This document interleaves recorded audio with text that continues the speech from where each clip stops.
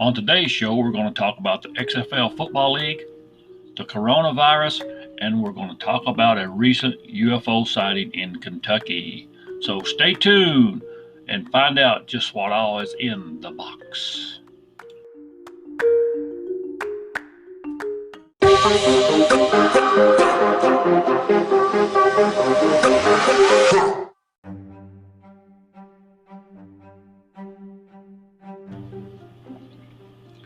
Hello and welcome to the first episode of What's in the Box. I'm your host, Thomas Marcum.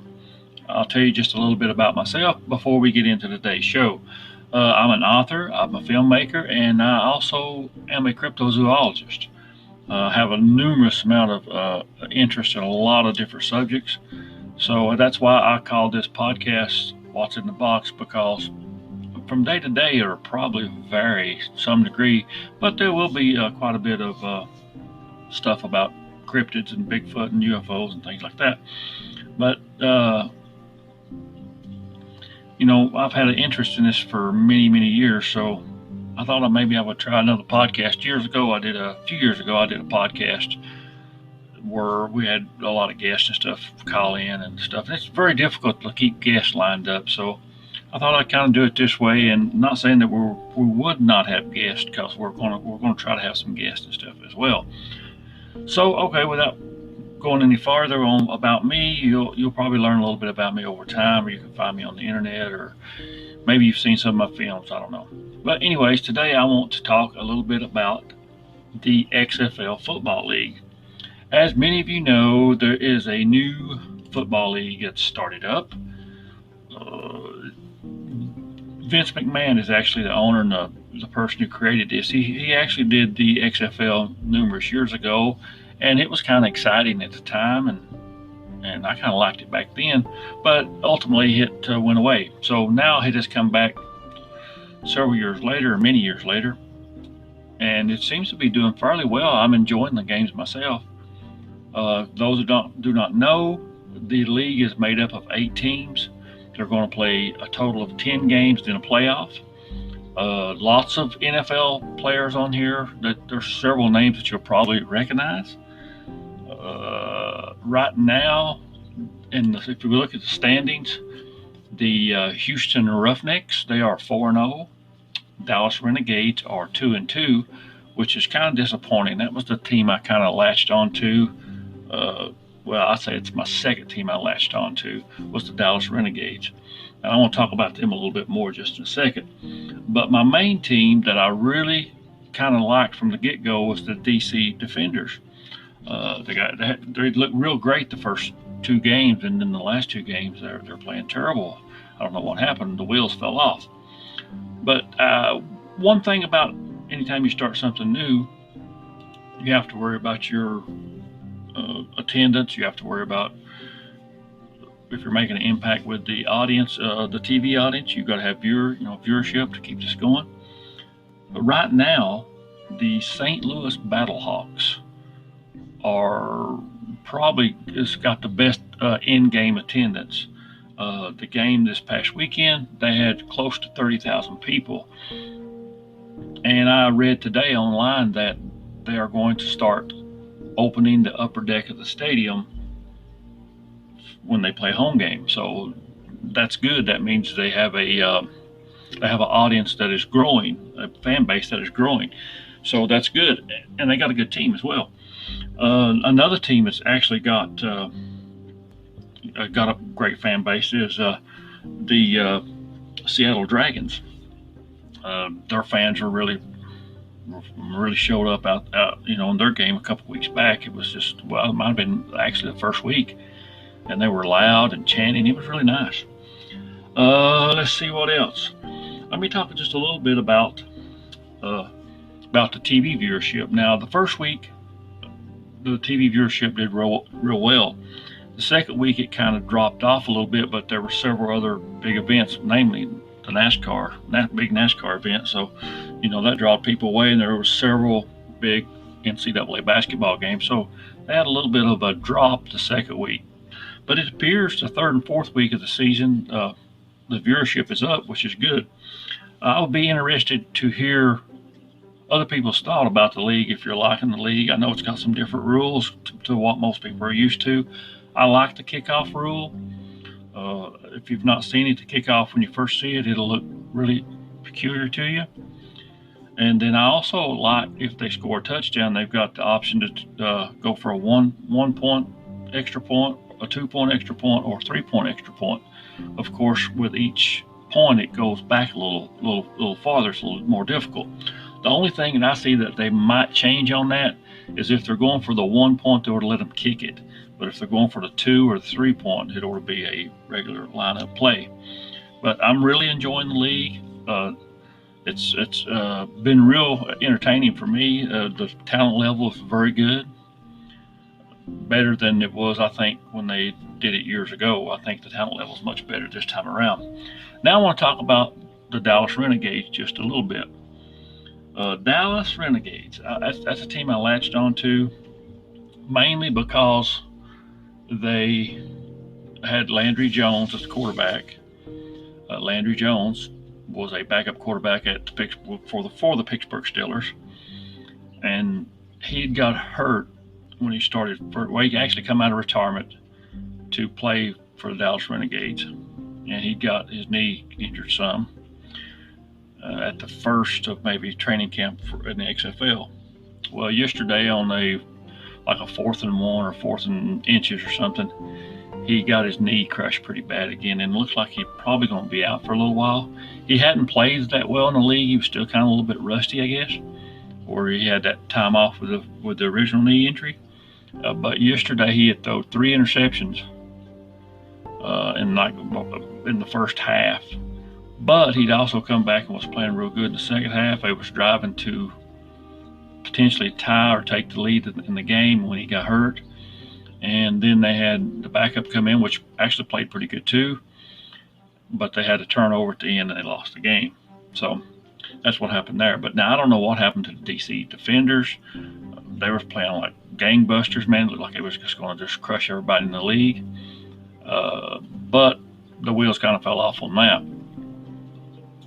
And I'll tell you another team that's gotten better each week is the Tampa Bay Vipers. The first week they got killed.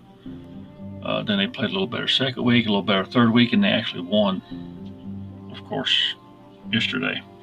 They blew the DC Defenders out, if I remember correctly. Also, let's see what else do we have we can tell about those, about the league. If you do tune into the league and watch any of the games on TV or maybe on the internet, you'll probably notice a lot of the coaches are ex-NFL coaches. I seen yesterday where one of them had been an assistant or a head coach for 22 years in the NFL. So there's a lot of experience in this league. So I'm hoping it grows and does well. I like some of the logos and I like the uniforms. I like some of the rules. I like almost all the rules so far. They do replays and challenges and things. Not necessarily challenges, but they replay like touchdowns and fumbles and interceptions and things, and they're usually pretty quick about it. I do think they missed one yesterday during the Dallas Renegades game. The guy fumbled the ball actually before he broke the plane, but it was real close, so we can slide on that one. One thing that maybe people haven't talked about or mentioned is that for every game they have a ball spotter, which his whole job is to just place the ball. And they also have a female refs in every game. But so far the attendance has been up pretty good. The viewership on TV has been pretty good. So I hope people support the league.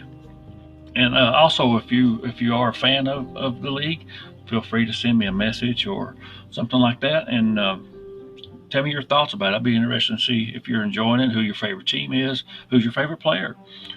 There's several good players there, and people think, well, maybe these guys wasn't good enough in the NFL, but that's not necessarily true. Some of these players suffered an injury or some other kind of setback where they didn't make the NFL. Some of these players were cut, and they wouldn't cut because they were not a good athlete. In the NFL, you can only have a 53-man roster.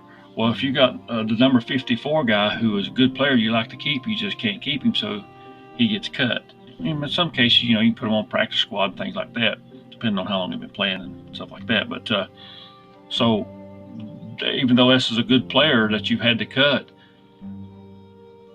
he didn't make the team, but he's good enough. He should have made the team, but there's not room for him. So some of these guys have landed in the XFL, and so I think the overall competition level in the league is actually very, very good. So I guess that's all I got to say about that, and we'll move on to our next topic, which is the coronavirus.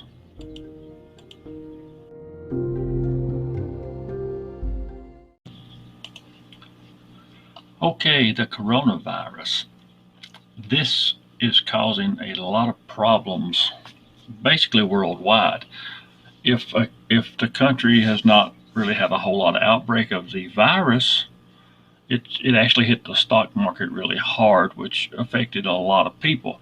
But today I was looking at the stock market and I see the stock market actually came up pretty good today. Last I looked at it, the Dow was up 700 points, so maybe that's a good thing. The virus actually supposedly originated in China. So China has got the most confirmed cases and the most reported deaths. The last numbers I've seen on it is that there's like 80,000 confirmed cases in China, and there's been close to 3,000 deaths. Here in the United States, we have only had, we've got less than 100 cases, confirmed cases. I think we're at somewhere around like 75, 77 cases in the United States. We actually have had 2 deaths now over the weekend, matter of fact, from the virus. But what some people are not telling you, some news outlets are really not explaining, is that these 2 people that died from this virus were already had other health issues. I think one of them, maybe even both of them, were in nursing homes. They were already sick and had other health problems, so their body was already weak and couldn't fight off this virus. From my understanding, this virus is basically attacks your lungs, your respiratory system.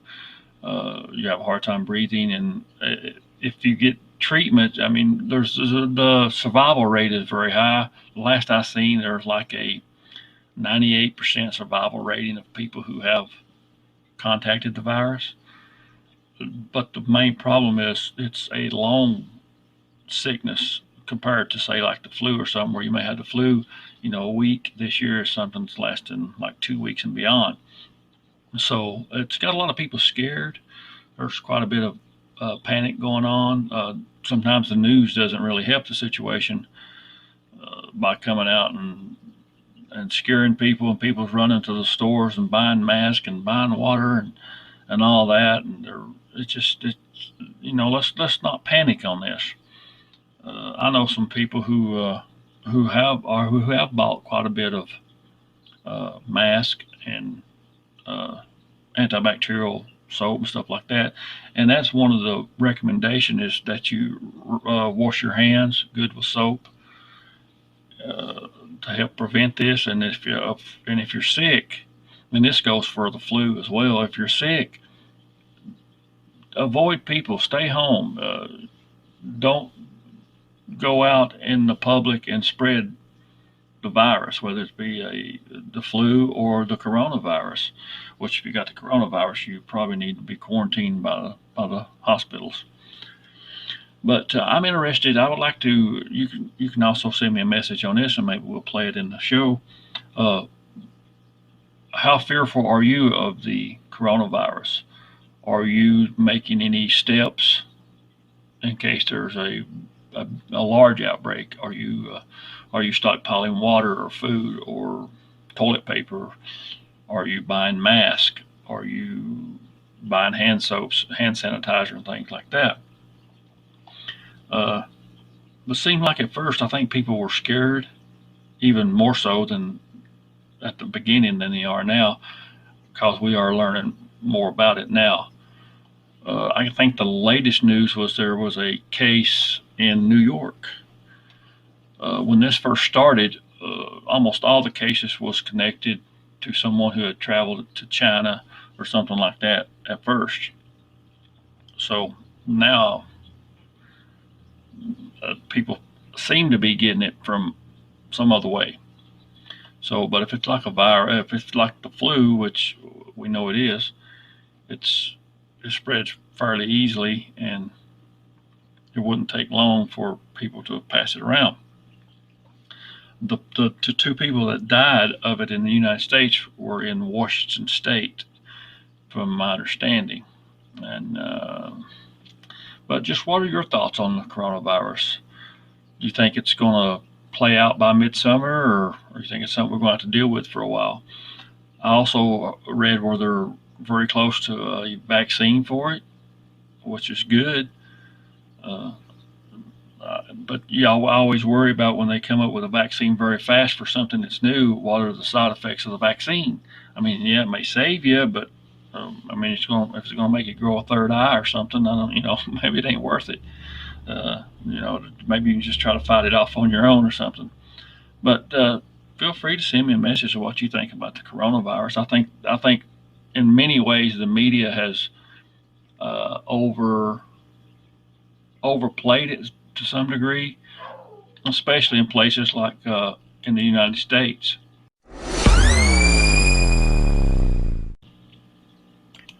So we'll move on from the coronavirus and we'll get into a favorite subject of mine, which is UFOs. When I was younger, UFOs was actually my first interest into weird stuff or unusual things. But then it led into other things like ghosts and Bigfoot, and I mean that's when I was young, when I was really into the UFO stuff, which I'm still into it now. But when I was young, that was the first thing that kind of got my interest into the unknown. Well, I want to tell you about a UFO sighting that happened December the 26th, the day after Christmas of 2019. This comes from a friend of mine I've known for several years now, probably close to 10 years. He was out fishing at a place called Fish Pond Lake. It's next to Payne Gap in Jenkins, Kentucky. He was actually night fishing, and he notices a bright light in the sky. He thought at first maybe it was just a star or planet or something like that. But the more he looked at it, he noticed it was actually moving real slow. It was kind of going slow. So he actually gets out his cell phone and recorded a video of it. I've seen the video. He has it on YouTube. It's actually on our website too. I've done a little story about it, thecryptocrew.com, if you want to check that out. And he's filming this UFO, and you can tell it's moving real slow. And then it kind of picks up the pace a little bit. There's a little bit of flashing, strobing maybe, kind of a slow strobe, and then eventually it totally disappears. And this man here understands what airplanes and helicopters and things like that is, especially at night. He does quite a bit of night fishing, and he also does some Bigfoot research at night. So he's seen plenty of commercial airplanes and military airplanes and stuff like that at night. And he said this year that made absolutely no sound. I don't think he said there was any color to it. It's actually a kind of a white looking pulsating light once it starts pulsating and it picks up the pace. Also, what is interesting about this, that this was located on the Pine Mountain ridge, ridge of mountains. We call them the Pine Mountains. That's what it's known as. The Pine Mountains, they're a ridge on the Appalachian Mountains that run through Kentucky, Virginia, and Tennessee. It extends probably 125 miles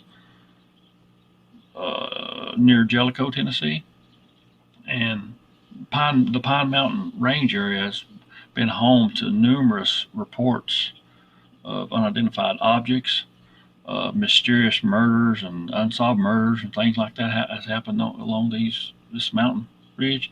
And there's also been numerous reports of unknown creatures, and not necessarily just Bigfoot. I mean, there's been other things that people have seen that really doesn't fit into any animal category or humanoid. Maybe even possibly even be in a paranormal sense. It could be something like that that people have reported along various spots along this mountain range.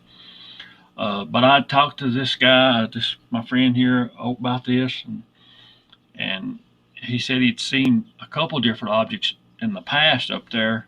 One of them, which was an orange object, he said, but I couldn't. He tried to film it, but he had where he was fishing. He had some of that fish scent stuff you spray on your baits on his fingers, and he couldn't get the cell phone to swipe where he could actually get to the camera.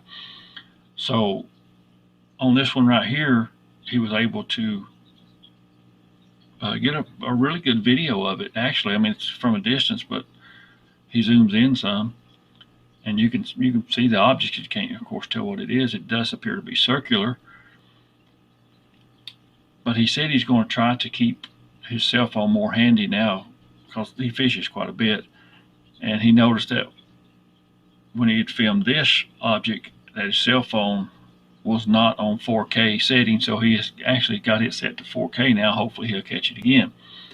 But along this area, if you're familiar with Jenkins, Kentucky, or actually the Harlan or Pineville area where the Pine Mountain Range is, if you've seen anything on that through there as far as UFOs or ghosts or Bigfoot, feel free to send us a message. I would like to hear about that, and maybe we could play it on the air. One thing about the UFOs have kind of changed over the years for me. Back when I first got into UFOs, the technology has changed from our government tremendously. So sometimes I wonder if some of these things that we're seeing now are actually secret government craft of some sort. But I remember seeing one back, gosh, I don't know, I was in my 20s, I guess, early 20s. And this thing was close, and it was a perfect circle, and it was low, and it made no sound. It was just gliding through the air. The bottom of it, I was looking up at it. It went right over our heads. We was coming in from work about 11 or 12 o'clock at night, and the bottom of it looked like a fluorescent light, that color, real bright white. I mean, if I had a rifle or something, I could have easily shot this thing. That's how low it was.